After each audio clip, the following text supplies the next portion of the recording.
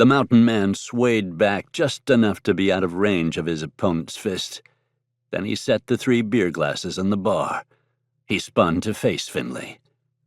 "Hey!" the bartender yelled. He reached below the counter and came up with a wooden club. "No fighting in here! Get out of my—" Finley threw another left-handed punch. Preacher caught the blow on his right forearm and turned it aside. The impact partially numbed his arm. The lieutenant was strong as a mule. Moving quickly, because both of Finley's cohorts closed in and one of them had somehow gotten the bartender's club, Preacher took a half-step forward and jabbed Finley in the face with his left hand hard enough to drive the man back, then pummeled him with a roundhouse right that caught him on the jaw and sent him stumbling backward in a rush. The man behind Finley attempted to catch the lieutenant and became tangled with him. The third man circled them. Lantern light glinted dully off the brass knuckles on his fists as he stepped toward Preacher. Before the man's lead foot planted solidly on the sawdust-strewn and beer-stained floor, Preacher kicked the man's ankle and knocked him off balance.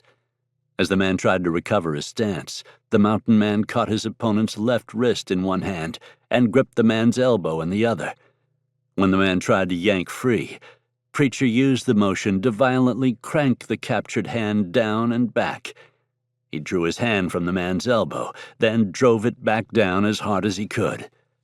Something snapped in the man's elbow or shoulder, possibly both, and he squalled in pain. He dropped to the floor and cradled his injured arm. Preacher didn't care. He'd intended to break at least one of those joints to reduce the odds and let the brawlers know how far he was willing to go.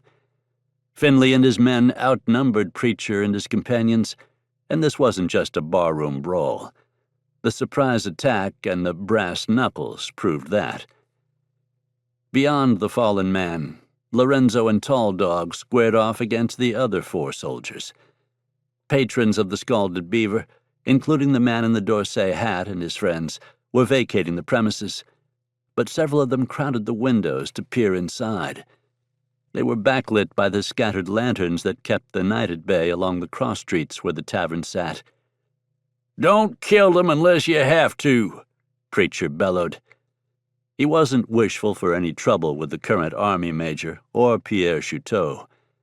Fighting was one thing, but killing a man would bring more problems. He'd only intended a couple days of respite before returning to the mountains he loved.